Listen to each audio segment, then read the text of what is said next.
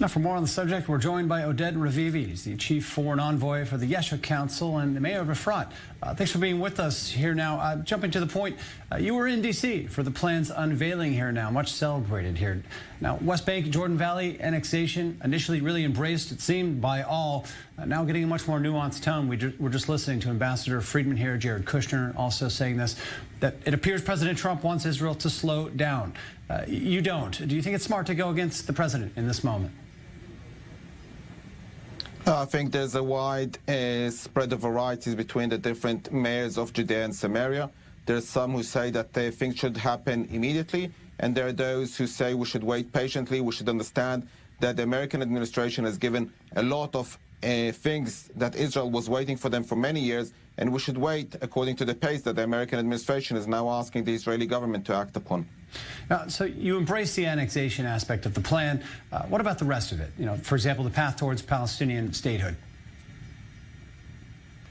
The way things were presented in the United States whilst I was there in D.C. next to the Prime Minister was that the American administration has drawn some sort of vision, some sort of idea that if we go through it, we might see a peace agreement at the end of the day. The idea was that things need to happen gradually. There are a list of conditions that the Palestinians need to adopt. And if they will adopt those conditions, then the Palestinians that we know today are not going to look anything like the Palestinians that will look at the end of the deal. If they are dropping their weapons, if they are not calling for the destruction of the state of Israel, if they recognize Jerusalem as the capital, if they are willing to give up the right of return of their refugees, all these things are very crucial things that Israel was after for many years. And if we get those, then there is a place for negotiation. How do the Palestinians actually need to see their self-determination? Now, on the issue of annexation, again now, the talk within Israel focusing more on post-elections now. What do you think is more realistic? Do you think that is something that could happen post-elections, or is this the moment? It has to happen now. After I heard the American administration, after I sat with the Prime Minister a few times, I don't see any realistic option that it will happen actually before the elections. In order for it to happen before the elections, the American administration needs to agree, and then we have the legal issues within Israel, whether we can actually pass such a resolution before the upcoming elections when the time is so little. I don't see how Prime Minister Netanyahu manages to get both these things before the elections, and that's why I'm one of those who says there's no use of putting pressure on Prime Minister Netanyahu before the elections now. We need to focus on winning the elections to understand that the only coalition that will actually bring this plan forward is a coalition led by Prime Minister Netanyahu, and that's where we need to focus at the moment.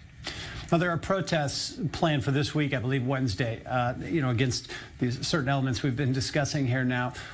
What were the movement you're representing here, the Yeshua Council here, what position will you take leading into the elections now, just 3 weeks away from the election?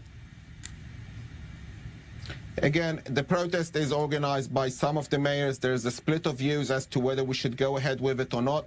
There are those who say we should demand it at the moment, here and now. I'm one of those who says, personally, I don't think this is the right time to pressurize Prime Minister Netanyahu. He's got enough on his plate. There's a challenge of winning these elections. There's a challenge of making sure that he's the one who forms the next coalition, and causing these arguments within his own base won't really draw more votes to our party. Now, looking at the peace plan itself, now obviously many saying it meets all of Israel's demands, it ignores many of the Palestinian core demands. What more could you have asked for from a U.S. proposed peace plan at this point? I think you're absolutely right. The plan does actually bring quite a lot of things that we have been praying and we have been hoping for many years. The plan actually looks from a satellite dish, where do people actually live, where do the Israelis live, where do the Arabs live, and tries to create that reality into some sort of map. It is not a final map, it's a conceptual map. These things need to be discussed, these things need to be negotiated, but the starting point is very promising.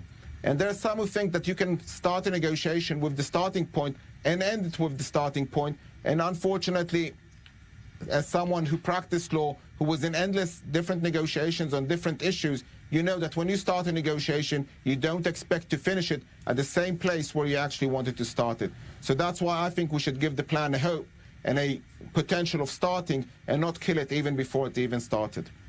Oded Revivi, thanks for being with us. An interesting moment for the subject. Appreciate you being with us. Thanks.